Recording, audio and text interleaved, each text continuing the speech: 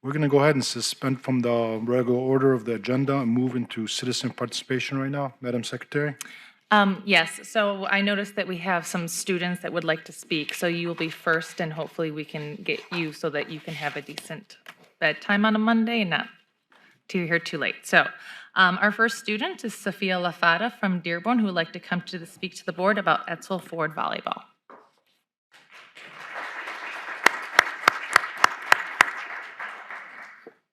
I'm Sophia. Good evening, board members. My name is Maya Harmon. I'm a junior at Etzel Ford and I attend DCMST as well. I'm a tri-sport athlete and I'm in my 7th sports season for this school. This is my 2nd year playing for the varsity volleyball team and I can't even begin to describe to you all how truly special this team is.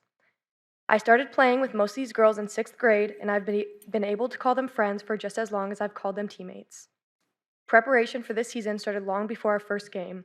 And one of the first things we did as a team was read a book together called The Twin Thieves. This book goes lengths to describe what it truly needs not only to win, but to be a successful, cohesive team while doing it. One of the first things discussed in this book was the idea of the winning formula. The winning formula said that the 4 biggest components to success on the court were people, culture, preparation, and execution. After finishing reading this book, we sat down as a team with our coaches and defined these terms in our own words and outline what we thought we could do to adapt these into our program. As a program, we hold each other to a high standard and make sure all people know their roles in keeping an open culture. Our preparation for the season happened not only in practice, it happened in the weight room with strength training, it happened in the classrooms with watching film and understanding the game, and it happened outside with all of us getting together as a team and bonding. All of these steps fell into place when we finally got the chance to start executing.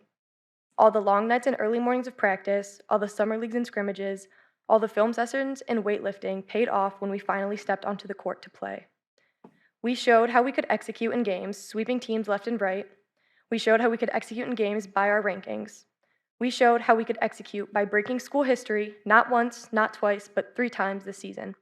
And unfortunately, even though we showed every day how we could execute and do well, we did not have the support we needed to be successful from people outside of our program. We were winning games, but we did not have our peers there cheering us on. We were winning games, but we had no faculty or administration there in support. As players, we wanted anything that could help us be successful, but there were times that it seemed like no one else wanted success for us or even cared. Everything that we needed from outside of the program was a battle to maintain and achieve. It ranged from minor things like not giving our student athletes the recognition they deserved by updating display cases to season-ending mistakes like improper scheduling and score report errors. As student athletes, we are held to the highest standard. We're expected to maintain excellence not only in the court, but also in the classrooms and with our behavior. I myself has maintained above a 4.0 GPA throughout high school, and I'm ranked number 2 in my class, and I have teammates who have similar achievements. As for behavior, there's been no issues within our program from any of the girls, unlike with the other sports teams from other schools at our districts. Both the Dearborn High and Fordson football teams had made playoffs, which was a great accomplishment, but the game was ruined at the end when there was a massive, dangerous brawl. Yet Dearborn was allowed to continue into their playoff, while our team, which has been the best example of what a sports program should be, was not allowed to continue our season. This ending to our season just really shows how we as students were let down by our faculty and administrators, the people who were supposed to be supporting and encouraging us throughout this whole season. As a team, we were not able to see how far we could have gone, we were not able to bring our program recognition through our talent, and we were not able to send off our seniors with a trophy and a title that they so greatly deserve. Nothing will be able to replace the feeling of winning with this team, and we don't want any more empty promises to be made. What we want now is a system put in place so this never happens again, where hardworking teams get their dreams shut down in the cafeteria, where a hardworking team is let down by people put in place to support them. So tonight, I speak on behalf of my team and my program and the other programs of sports in Etzel when I say that we demand a change and we implore you to help find a way to support your student athletes going forward. Great job. Thank you.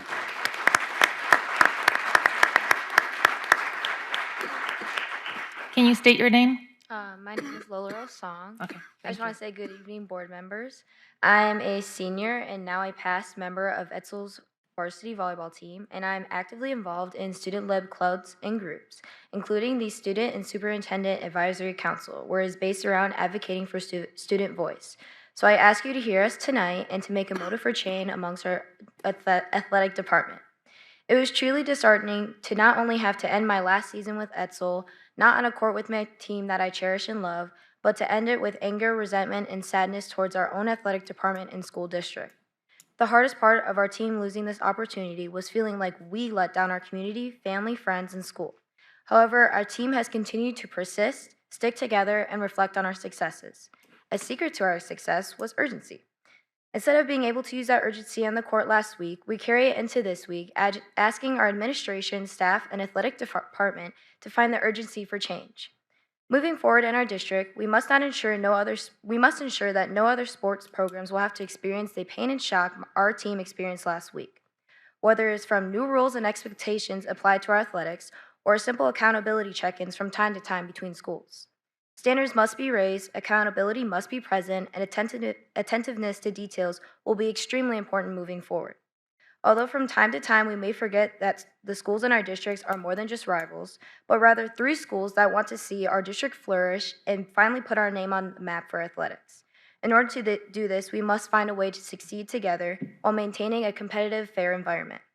I can speak for more than one athlete when I say it is difficult to watch other schools outside of our own district have successful sports programs, higher funding, nicer fields, tracks, or courts than us, while some sports programs within our district struggle to get our fields tended to, things cleaned for safety, or have a lack of updated sports equipment. While it is a tricky task I am asking for our school district to please consider investing in our athletics and to recognize that each and every student athlete is currently working towards bigger and better things. Multiple examples of this is our Etzel Forest boys soccer team having 3 successful seasons in a row, 2 of them ending their seasons in regionals, Dearborn High's football team making second rounds of playoffs this year, Fordson's football team making first rounds of playoffs this year, and of course, multiple league districts championships throughout all sports, all reflecting the true hard work of our athletes, coaches, and supporters. So please tonight, remember our team not as a team that lost their chance to make more history, but the team who takes this time to speak out for other athletes in the future. Thank you. Good job. Thank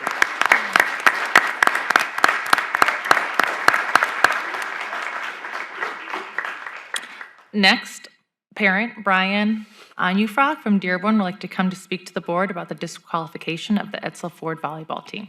How do I follow that? Sorry, I don't. One of the smartest little girls I've ever witnessed in my life. Well, I'm here now. This has changed a little bit. This is about, I'm going to ask each and every one of you up here to consider asking for the resignation of the Dearborn High AD or firing him. That's the dirty little secret. This doesn't happen without him. He had every opportunity in the world to do the right thing, and he chose not to do the right thing. I have 3 athletic directors that worked in this city with a combined years of 150 to exaggerate a point. I talked to them in depth about this. Something that this athletic director did at Dearborn High has never been done. And I would love to ask him, who are you going after? The 6 senior girls? Our head coach? Our AD? I find it fundamentally absurd that he was doing this to give an edge to his team. What message does that send? It's appalling to me. This is gross misconduct, premeditated. And I know this, and I'll answer any question you want. In his own community, a Dearborn Etzel Ford grad, how could you do this to these young kids? You just heard him. I mean, I wish he would hear him. This is it. It's unforgivable, and something needs to be done about it. And I read your letter, sir, and it's the same story every time. They're going to forget about it. It's going to go away. 6 months from now, this won't be that big of a deal. We hold our kids accountable. We teach them that their actions have consequences. We don't do that to people, their peers, their mentors. And what I'm asking you guys to consider this strongly, to consider what I'm saying here. First of all, I have a junior. She's going to play a game again. I'm here for, as much as I'm here for the seniors and the seniors' parents, I'm here for right and wrong. And I've seen it too many times. I've never spoke like this. I've never been in a situation like this. And we've always had, we let it go. We let it go. We let it go. You can't let this go. I need to know why he would do this to these kids in his own community. And again, I'm going to say this with the ADs, it's unheard of. He has to look for it. Nobody would do this. I just, that's about all I got to say.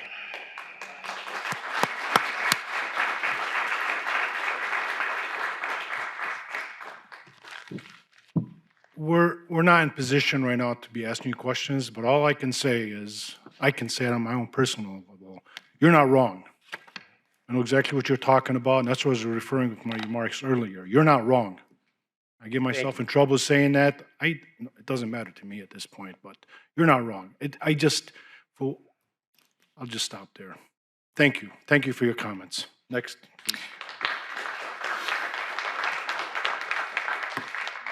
Next, parent Jawan Nabha would like to come to speak to the board about Edsel Ford volleyball. Okay. Can I have parent Sarah Gerlach from Dearborn, Edsel Ford High School? Did I say that correctly? Hi, my name is Sarah Gerlach. I grew up in Dearborn. I graduated from Dearborn High. I played varsity sports at Dearborn High. Jim Thorpe was a year younger than me. I ran track with him. Still am. Yeah. You're still in the fifties. So I also have 3 daughters, all in multiple sports: volleyball, basketball, track, and what am I missing? Soccer. And they all play varsity sports at Edsel Ford High School. And my message is to the Dearborn Public School Administration, not to the school board. You disgust me with your favoritism to Dearborn High School. I'm appalled with the athletic director at Dearborn High, who would purposely stab these Edsel Ford volleyball players in the back, push them down, rip their passion and hearts out, purposely by making sure the MHSAA was aware that one of our scrimmages was a game. And despite the cover-up letter, attempt by the superintendent to pass the blame, that it was MHSAA that caught it, lies. It was conveniently caught last minute, and it was reported not by the MHSAA, by the Dearborn High Athletic Director. This betrayal needs to be addressed. The actions of the Dearborn High School Athletic Director was deliberate. It was malicious. You cannot pull the wool over our eyes at Edsel Ford. We will not buy or believe these stories that you like to construe because the supporting administration tries to make this decision seem okay, and it's not. My question is, why would the Dearborn High Athletic Director be looking into our Edsel Ford schedule?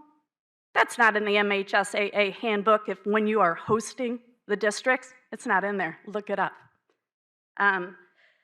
Why didn't the athletic director reach out to our, I'm sorry, did you say we're family? We're one community? Is that what you said? We're all a community here in Dearborn? Then why didn't he reach out to our volleyball program and tell us to not play that one last tournament in Bedford?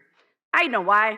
You all know why. It's because he knew our volleyball program, I'm going to reframe myself, these amazing, stellar athletes would have kicked their butts, and we would have been district champs. That's why he did it. Those would be our district champs. We would be going to the regionals. So let me just tell you this. Favoritism is evident. I have lived here. I've had daughters go here. There is no equity or equality when it comes to the high school programs. I propose a change from your little hashtag motto, student first, because right now it's Dearborn High first. That's what I see, and that's what I've seen through and through. To wrap it all up, recognize these hardworking Edsel Ford female athletes for their stellar season. They made amazing gains. They truly are the Dearborn Public Schools high school varsity volleyball champs because we beat Dearborn High every time, and we beat Fordson every time. So, shame on the Dearborn High athletic director. Shame on the central office administrators that support him. Shame on the director of student services back there and the superintendent. You continue to let these types of things go on. You do. Your actions always speak louder than your words. And when these girls are asking you for change, obviously, we know, we're aware of what you've been doing over the years. There's 3 of you. You are wolves in sheep's clothing. We know the truth. Make it right.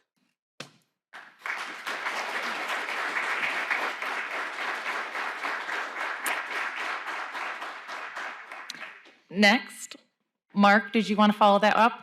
Thank you. Mark Gerlach would like to come to speak to the board about Etzel Ford volleyball. It's been a few years since I've been up here. Boundary changes and all. Man, not a lot changes around here. It really doesn't. Dr. Maleko, I'm just gonna use your last quote from your letter to kind of feed my presentation. You ended it with difficult lessons on overcoming adversity, the importance of pulling together. That's what they have to endure. For others, it provides us an understanding of what sportsmanship is all about. Sportsmanship. DHSAD. We're not naming names. We know who we're talking about. In emails to other people, he stated that part of his eligibility, pre-tournament eligibility checks that were required by MHSAA. Here's your tournament management guide. If you want to read it, nowhere in here does it mention that. Nowhere. It's okay. I went to other ADs. Chippewa Valley, Northville High, and another district out west. Each AD unequivocally stated, not our responsibility. We get a list of eligibility. Nowhere does it state games played. 2 weeks is how long these schedules were posted. 2 weeks, this host of the tournament had the opportunity to look. 2 weeks, he could have alerted his collegial partner, and with grace, hey, your student athletes have a potential of missing out on this. There's time to fix it. Hey, we played a match. Why don't we redo that as a scrimmage on the books? So that whole idea in his email, or no, what you sent out, I'm sorry, November 5th was the date of notification. Yeah, that's when Mr. Grulick's got an email. There was plenty of time to go ahead and fix this beforehand. So that timeline, man, that comes into question. It's a last minute BS play. Grown man. So, comes to question. Why would you wait until that first day of district to do pre-required, his words, checks that he doesn't have to do? Brackets had been sent. Seating had been already done. We knew who was playing whom. We knew how it was going to play out. The optics suck. The optics are that AD sandbagged these girls. Now look, were there mistakes made? Yep, there was an oversight made, absolutely, but one that could have been corrected had there been due diligence done and fairness applied. I have no problem with my AD. I believe he's done a fantastic job with this school in the 2.5 years he's been here. I absolutely adore our coach, and I put no blame on her for what has happened, what has transpired. I think it was shady dealings with an AD that is a rival school. Adversity, it's your second point. Okay, optics are that these girls are going to need to overcome a situation that was a result of a rival school's AD sandbagging them. So as the district claims student first, this motto should be one of, or the administrator should be ashamed for not following through on that. So the bottom line, Etzel's been treated as a third-tier fiddle in this district for a long time. Okay, I have advocated since the boundary issues about that. We brought up poaching, and we brought up recruitment of active coaches going to middle schools and doing that. I was told 6 years ago, there's no more school of choice. Hardship cases only. Awesome, except the coaches are recruiting in the middle schools and feeding those hardship lines. Now, I know there's a panel that was put in place after a meeting I had with Dr. Maleko, Abe, and it was said this would happen. Good, but when they show you what to say, it goes away. They know the words. We have to have our AD now going and fighting and saying, I know this is an athletic transfer, to stop it. And now I hear that there's a new policy, there's no more school of choice. I'll believe it when I see it. Why don't we make an all-athletic academy? I mean, if that's how it's going to play, if we're only going to filter certain students who ask for it, do that. I mean, I don't know. I'm glad I'm done with this district after this year. She's a senior. She's my youngest. We're done. Man, I pray that you guys get it right. I pray that AD at Dearborn High has some words. I pray that we had a central admin come talk to our players who are affected instead of talking to the DHS players. Where's the lack of respect there? Why not address us, central office?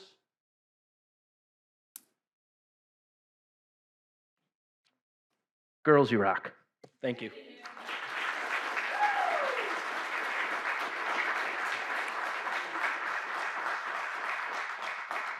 Next, parent Joanne Nabha would like to come to speak to the board about Etzel Ford volleyball.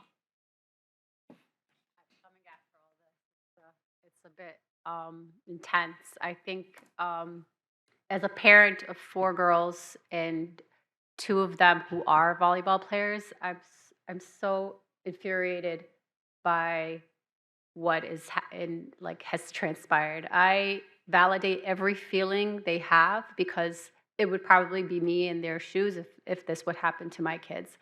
And there needs to be an investigation. As part of the PTA Council, we do also request that from you guys. And another thing, why is so much red tape involved in sports? Like, why is it that they couldn't just, and this goes back to MHSA, like, why is there so much red tape? Why is it easily taken away from them, opportunities easily taken away from any player? I know there were incidents in the past where red tape has prevented athletes from playing, whether it was perhaps a swimmer, whether it was perhaps any sport. Red tape is involved, and how does that impact Title IX?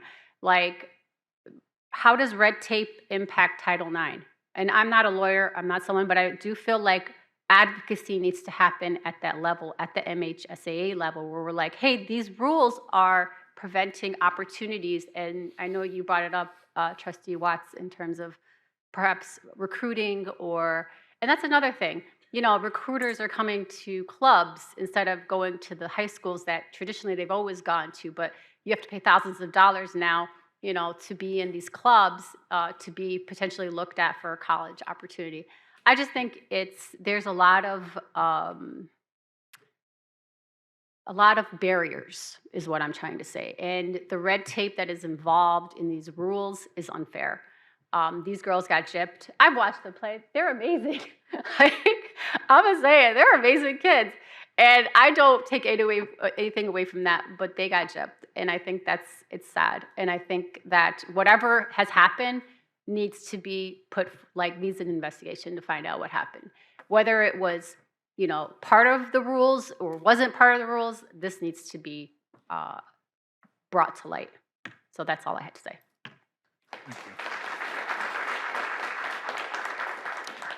Last parent, Robin Macklid, would like to come to speak to the board about gender equity, Title IX, and girls' sports.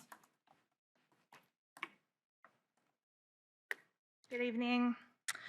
I've been asking our superintendent and school board for an independent review of our district's Title IX compliance policies as it applies to gender equity in girls' sports since 2022. I have been assured by ADs that Dearborn is providing equitable opportunities.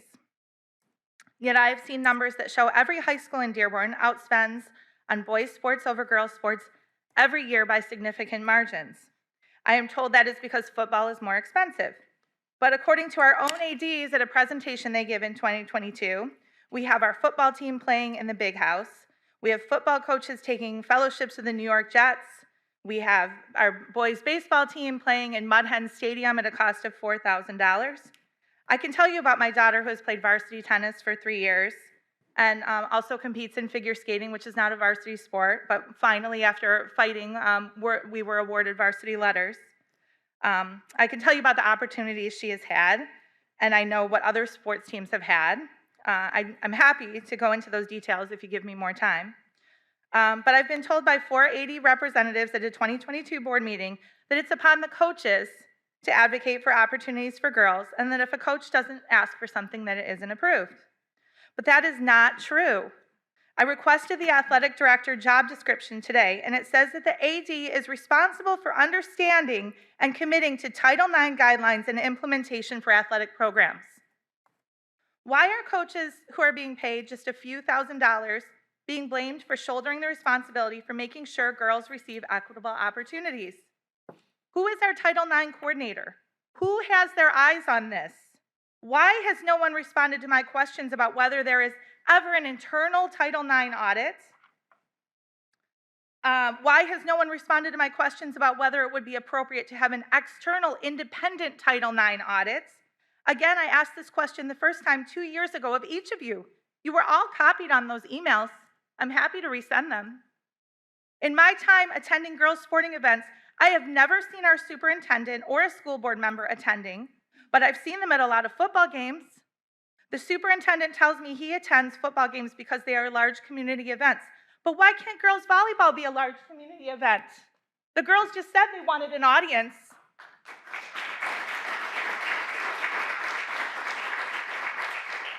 Who had their eyes on our Edsel Ford girls volleyball team? Who understood how high the stakes were if game count wasn't verified for these girls, and how we could become ineligible if that game count wasn't verified with MHSAA, a process that I'm guessing would have taken 30 minutes, some Googling, a phone call, or an email?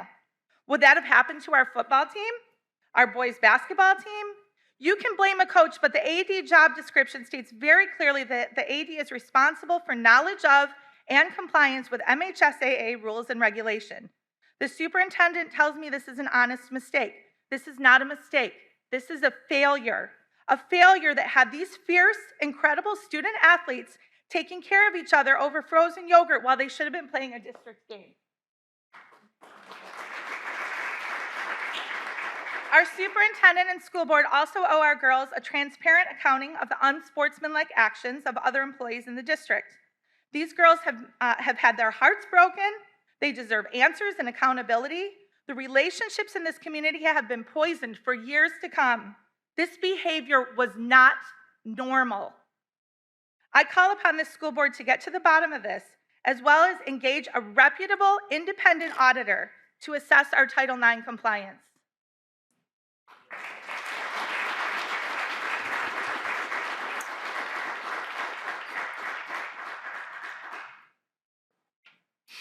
Cards? Those are all the blue cards. Okay. Guess we can go into board follow-up. Did you want to make any comments? I saw you. Sure, I'll just make a couple comments. The one thing, if I could do it, I would have had you guys play, obviously. I know it's the rule. I don't agree with it. You should have played, bottom line, with that. As far as personnel matters, I can't speak in the public, but what I can say on all ends is we will be addressing it appropriately through normal protocols. I cannot comment any further. Processes have already been put in place to address those personnel matters. And as far as Title IX, we're always willing to look at things. What I can say is we in the district have taken the lead overall on Title IX with our trainings. In fact, our attorney group has come in and trained all of our administrators multiple times, and then they've used our materials for Title IX training in other school districts. So we want to take it serious. I know I spoke to Ms. Macklett and I told her as well, I'd be happy to add, just kind of like I did with the music program, have it on the agenda, athletics in general, but just looking at female sports and seeing things that we can do there as well. So. I heard the word empty promises earlier. We heard you tonight. And I can tell you that every time I've gotten on the phone the last few days with Dr. Maleko, you were one of the topics that we spoke about. I have a young lady over here, I can't mention her name because she's a student, but you hold me accountable. I've talked to Dr. Maleko, I've talked to a couple of my colleagues here, we are going to be taking actions, so you hold me accountable. You know, I always treat you like a niece, and I love you. You know that. We need to be better. In the city of Dearborn, we need to be better. That's all I can say. And nobody on this, no, I know there's nobody, including Dr. Maleko, that will disagree with me. We have to do better. We owe our community, we owe our students better. Anything else here? Trustee Watt, please. I was going to add this at the end when for a request for information, but I wanted to say in light of the blue cards. Please. I mean, obviously, I have a daughter who loves volleyball and is a huge softball player. And my husband is actually one of the coaches at the middle school. And this has been and I know we had some of the softball coaches from the rec come and speak to us because we are not getting enough interest from our young ladies into softball, and how can we do more recruitment? And we are trying, and they're frustrated because we're trying to get alignment, but I know that that's starting to now affect our high schools and our women in our high school level. So this is very personal to me, being able to see the quality in which the equipment that she has versus the boys is different. The timing in which their games are not ideal. It's kind of like an oversight, like this is what you get left over. So I want to say, like, it hits me at home as well. So it has been a constant discussion as well as to how to make sure that she has the same opportunities that my older son has as well, who enjoys his athletics as well. So with that, your comments do not fall on deaf ears. And this has been something that's been on the forefront. And like I said, it's been discussions that we've had at home as well. And she is feeling it as well. And she's in 7th grade. And that it is sad that as a 7th grader, she is seeing that there are differences and it is not equal at all. So I will have more to say at the end, but I am just letting you know that it is something that we have discussions at home, and because it is a personal thing for me as well as a mother of a young lady, an athlete, so. Thank you. President Barry, can I Please, add of to course. follow up? I appreciate President Barry saying, because we were on the phone constant while I was in Washington dealing with and I appreciate you calling, and this was a top thing on on my mind for all you girls. I really, felt badly. I've been on Mr. Mashur was heavily involved, the athletic director, and Miss Ali Bazzi was constant. Again, we wish it would have ended differently. It happened, and now we're going to address it, and I agree we can do better. We will do better, so I appreciate the comments, and thank you for all the board members' comments and Trustee Watts. We do need to prioritize girls' athletics, and I can tell you personally I value it very much and always will, but we'll see what we can do to promote it even more. Thank you. Let's go back. Where are we at? Okay. 5? So because we went out of order, so next is approval of minutes of the following Dearborn Board of Education meeting. Finance Committee meeting, Monday, October 14th, 2024, Board Report 24-52. Policy Committee meeting, Monday, October 14th, 2024, Board Report 24-53. Regular P12 meeting, October 14th, 2024, Board Report 24-54. Recommended action, make any necessary corrections and move approval of these minutes. So move. Support. We have a motion moved by Trustee D'Ambrosio, supported by Trustee Petrikov. No. Trustee Mosib, by Trustee Mosib, sorry. Are there any corrections to the minutes? Are there any objections to the motion? Hearing none, the motion is approved. Next item, please. Next item, union leadership commentary. This new section of the Board of Education meeting is being added to further enhance the already strong commitment and long-time partnership between district administration and all bargaining units. Both instructional and non-instructional union members serve on a wide variety of standing and ad hoc committees that drive the work and decision-making in the public schools, Dearborn Public Schools. In addition, administration meets monthly with the leadership team of all unions, as well as a group meeting with union presidents. These meetings are not required, but are an extension of the collaborative partnership that has long existed in the Dearborn Public Schools. This new section will further enhance the commitment to valuing all suggestions, views, and opinions brought forth by all staff members in the district. The first one is the Association of Dearborn Schools Administration, ADSA. Comment none. Next is the Dearborn Federation of School Employees, the DFSE. Comment none. Next is the Dearborn Federation of Teachers, DFT. Ms. Kathi Martin would like to come to speak to the board about acceleration.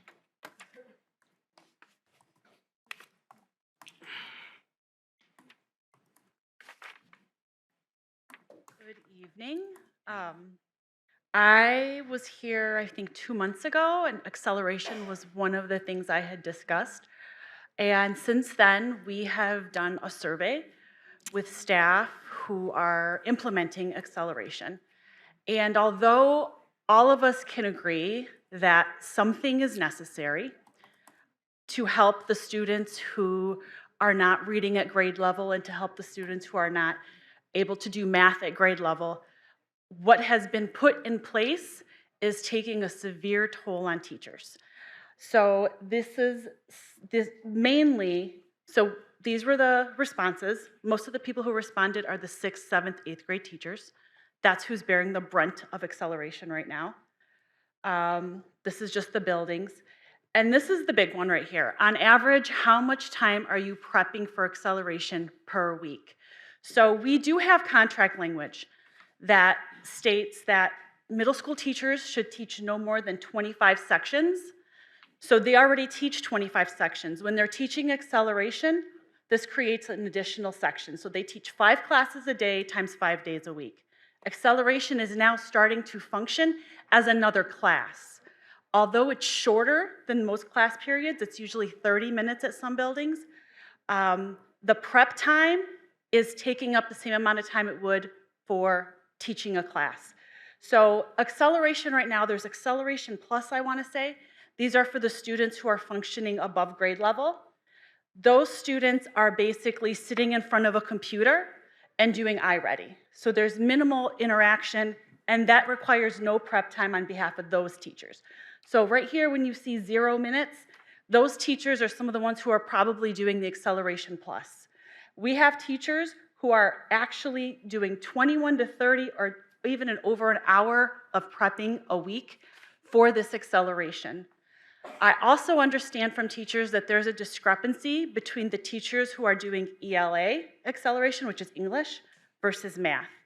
Math acceleration is taking less time because it's not requiring writing, and it's not requiring teachers to take a look at writing samples. Teachers right now are feeling very overwhelmed and overworked. When the school year started, they were asked to roll with it and see how it plays out. We are now a quarter into the school year. We've had a card marking, and teachers are not okay. Again, as much as they agree that something needs to be done, this something should not be on the backs of the teachers. Without compensation, they're losing time, and it's impacting their ability to even run their other classes. The other thing that acceleration is violating right now is we have contract language that says if a teacher is a department head or a department chairperson, they are entitled to release time. It used to be time from advisory. We don't have advisory anymore, so these teachers are actually losing the time that they are entitled to. And I have worked with the district. I was presented with a possible letter of agreement. I met with the department heads, or a large group of department heads, and they don't want, the district offered minimal compensation, but they're telling me that they don't want compensation, they want time. Department heads are losing 61 hours to acceleration a school year. They're losing 20 minutes times 183 school days. And that's taking a toll. I'm seeing teachers who are just coming up to me haggard, like, we can't do this. And putting our students in a classroom with teachers who are that overworked cannot be beneficial. These are the tasks that are taking up the time. Reviewing materials. So we have teachers who are not math teachers who are teaching math acceleration. Different buildings are doing it differently. Some buildings have one teacher doing 4 days of math. Some buildings have one teacher doing 2 days of math, 2 days of ELA. Those teachers are struggling even more because they are teaching 2 different subjects. Some buildings have tried to make it where the math teachers are teaching math and the ELA teachers are teaching ELA, or at least the kids who need extra support. But some buildings don't have enough staff to assure that those teachers are teaching the kids who need the most support. So we have teachers who are not comfortable doing math, teaching math to some of our highest needs kids. Again, that's not going to be successful in the long run. This is how comfortable teachers are with the subject matter that they're teaching. We've got 38% who are super comfortable with the subject matter. Then we have the rest. Again, I ask you, how is this going to help our students if the teachers are not comfortable teaching the subject that they are teaching? How much does your daily workload increase because of acceleration? Again, we've got some teachers who are teaching Acceleration Plus. Their workload is not really increasing. But we have other teachers who are literally calling up their colleague who's a math teacher saying, can you teach me how to do math? This is middle school math. It's not elementary, it's different. Don't give me any middle school math problems. And so this is really, again, taxing on them. And then these are questions that we asked, so I knew who to reach out to about the department chair issue. But acceleration needs to be fixed, and the compensation that the district has offered is nowhere near enough. And again, the teachers need their time. One of the things that we based our negotiations on was giving teachers time. We gave them time when we had our contract, and now we're taking time away. They just can't keep functioning like this. So. Thank you. Any questions?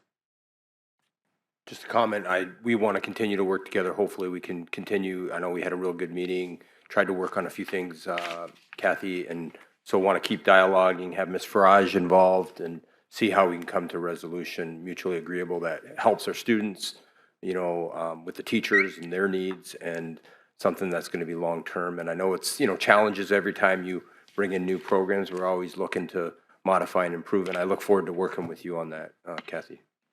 So. I'm happy to hear that you're going to be working together with Dr. Maleko. If you can take a look at this survey, maybe give us a report, like a summary. What's your thoughts on that, please? Sure. Yeah. President Baker. Thank you very much. Question. Trustee Moseb? Yeah. Are you going to do another pulse maybe toward the end of the year to see how the teachers are doing, since this is a brand new program? It's not getting any better. And truly, the contract is being violated right now. So we've had 2 months of contract violations. And instead of filing a grievance, we've been trying to work, we've been trying to tell the teachers, hold on, but it's really getting to the point where the teachers aren't feeling supported by anybody right now because nothing is changing. We've done the surveys. I mean, we did have a discussion with the district. There was something just for the department heads, but it's not. So no, there's no reason to do another pulse check because this was done in October. And things aren't getting better.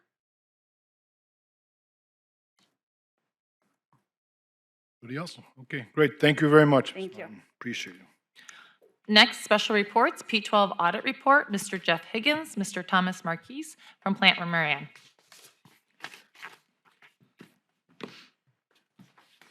You thought you were going to leave early tonight. I was, but you moved the agenda around, so I did not. Blame it on me. Sorry. No, I'm okay. Thank you, Board of Education, President Barry, Dr. Maleko, Board of Trustees. We're required to have an audit every year that was completed and submitted to the state on November 1st. So as a follow-up, we're having our partner from Plant Moran that's on our account, Jeffrey Higgins, going to give you a quick presentation on the audit. Thank you. Well, thank you and good evening. As Evening. Mr. Wall mentioned, we're here to talk about the audit for the district's year ended June 30th, 2024. There's actually 3 documents that come out of the audit process. There's a financial report with supplemental information, which contains the district's audited financial statement. There's a separate federal awards supplemental information, which contains our audit of the federal programs administered by the district. And finally, there's the report to the Board of Education, which provides information on the audit process and results. So it is worth noting that the financial statements include the P12 school district, Henry Ford College, and the Henry Ford College Foundation. But tonight we're here to just discuss the results of the P12 school district. So it's our job as the district's independent auditors to express an opinion on the financial statements based on an audit conducted in accordance with auditing standards generally accepted in the United States of America. And so this first slide really presents the results of that audit, and I'm pleased to report here that based on the results of our audit procedures, we've rendered what's called an unmodified or a clean opinion on the district's financial statements. This would be the highest level of assurance that we can present on a set of financial statement as auditors. So then we're going to touch upon some of the financial results for the year ended June 30th. And our primary focus is going to be on the district's general fund, as the general fund is the primary operating fund of the district. So this first slide shows the general fund balance sheet. You can see that the total assets as of June 30th, 2024 totaled approximately $93 million, which is primarily comprised of cash of about $29 million, and then receivables of $55 million, which would include roughly $52 million due from the state of Michigan for the July and August state aid payments, which are received after the end of the district's fiscal year end. On the liability side of the ledger, you can see total liabilities as of June 30th were approximately $60 million, which is mostly comprised of payroll-related liabilities of approximately $28 million. There's some due to other funds for amounts due to the funded projects fund and the general building and site fund. So for the total liability of $60 million, you can see that difference between your assets and your liabilities is your fund balance of about $32 million as of June 30th, 2024. You can see this compares to last year's fund balance of about $35.8 million, so there was a decrease of about 8.6% year over year in the district's fund balance. Next, we'll take a look at the general fund income statement, or what it's known as the statement of revenue, expenditures, and changes in fund balance. You can see general fund or total revenue was pretty consistent with last year. It was about a 1% increase. The most significant components of revenue is you can see state funding of about $211 million, or 78% of the total. This is primarily the per pupil state aid foundation allowance which is received by the district. Next, there's local source revenue of about $39 million, which would be mostly comprised of property tax revenue. And then inter-district source revenue of about $17 million. And included in here would be the countywide enhancement millage revenue of about $8 million, which is included in that $17 million. So again, for total revenue of about $269 million. On the expenditure side, then you can see total expenditures are about even with last year of about $266 million. And this is broken down in the primary functional areas for the district. You can see that instruction would be the largest component of expenditures, about 62% of total district expenditures. Support services after that, and then the other, which is primarily capital outlay incurred by the general fund.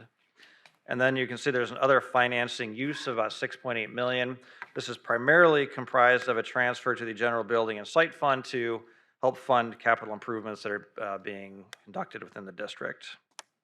So the grand total of all that, as you can see, a net change in fund balance of a reduction of about $3 million. So this next slide takes a look at the general fund balance, and general fund balance is an important metric to keep in mind. Again, it represents, essentially from a balance sheet perspective, it's the difference between your assets and your liabilities, but it really represents the financial reserves of the district. It allows the district to plan for, to fund unplanned expenses, and it helps to insulate the district against unexpected revenue losses and other funding instability that you might experience. So the question really becomes, how much is an adequate or appropriate level of fund balance? So fund balance is often assessed as a percentage of your expenditures. So if you take your total general fund expenditures, about $266 million, and you have your fund balance at the end of the year about $32.8 million, that gives you a percentage of about 12.3%.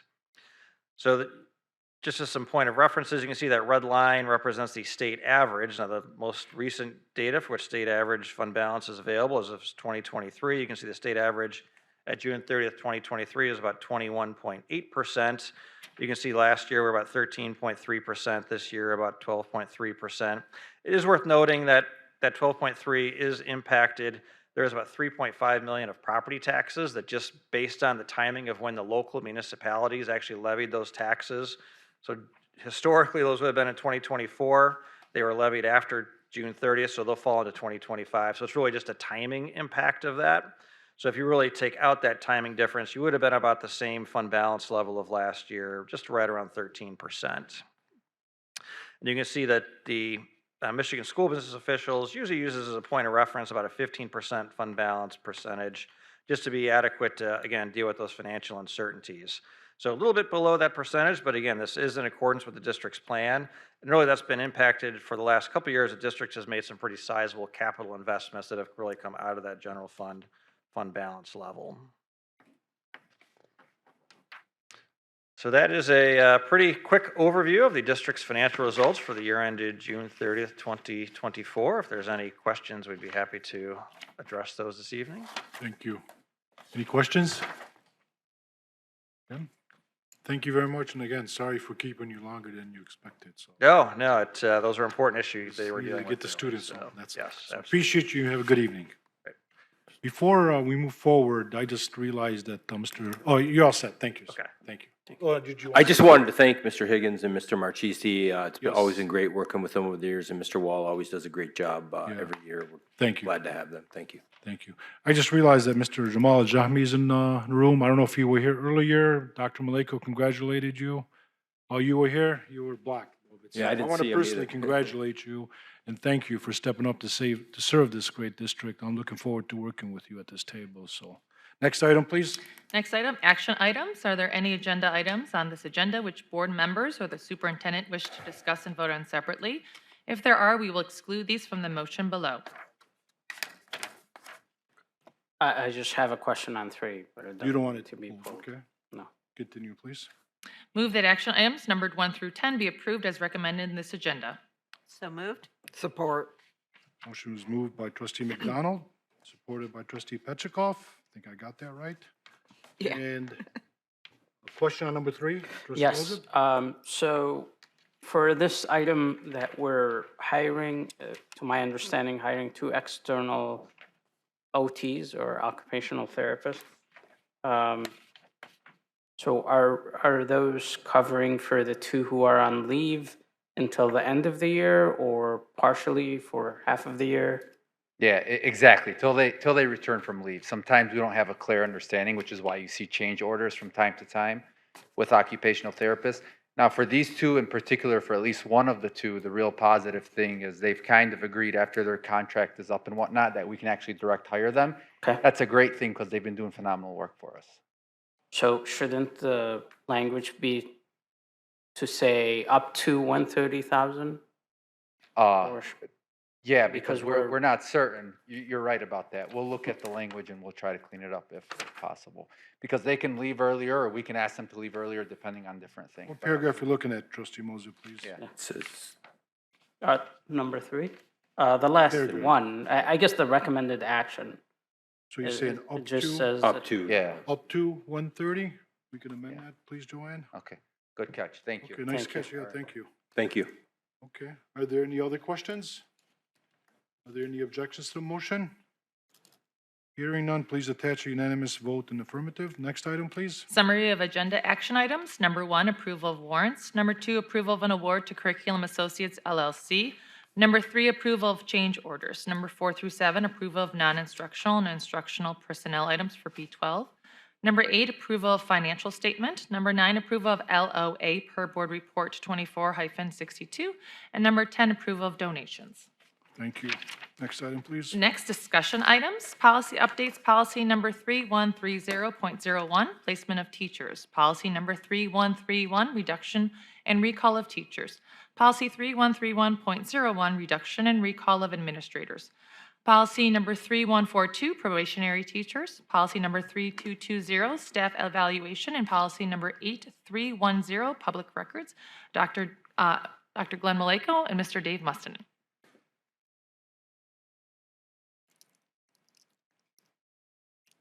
Good evening, board members, trustees, Ms. Harris, Superintendent. The Policy Committee, under the leadership of Trustee Mosop, met last month, and there were several items brought to the Policy Committee that were merely clerical updates, language that needed to be changed, that is more in line with the current language that's used, and that's what these changes are. There's no philosophical changes in these policies. There's no shift in intent of the policies. They're merely changes in language. Can I add too that they're there to comply with the law as well?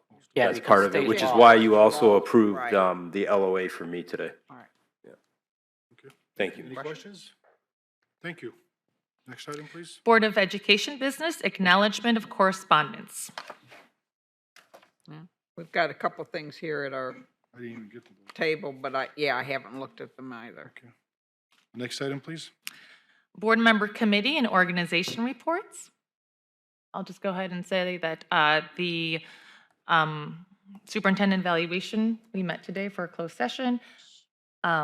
The state is now requiring a new system for evaluation for teachers, administrators, and superintendents. And so we had Jay Bennett from MASB help facilitate based on the classes that we took for next steps moving forward. Thank you. Anybody else? Next item, please. Board member and superintendent commentary. Are there any other comments? Next item. Request for information and/or future agenda items. Dr. Maliko, about a year ago, I asked about salaries outside the unions. We did get a report from Mr. Wall. It wasn't very clear. He did say if you had any questions, let me know. I did sit down with him. I know what he's been going through, but I want you to follow up and make sure that I get that information, please. Sure. Anybody else? Just a couple of things. One of them would be that just going forward for the superintendent evaluation for Mr. Trustee Mosop and Trustee D'Ambrosio, just to give me some dates that we can go through that. The other thing is if we wanted to do small groups for our growth and metrics for the superintendent evaluation for the state, just remember that as well.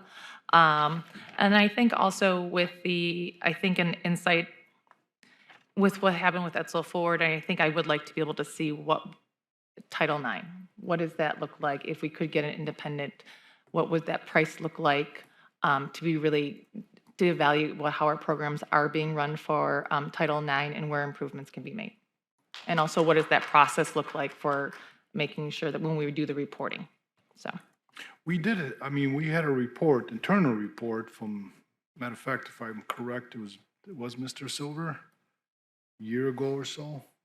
Couple years ago. It's been a couple of years? Yeah, it wasn't an outside group. No, I said internal. It was internal report. it was so internal, and I think you initiated that discussion. did, So it's not something that we as a board take lightly. We're very involved Yes. here. We're very involved at the college when it comes to issues. There's a lot of things that we can't publicly say, obviously, but yes, I look forward to that information too, Dr. Yeah. Maliko.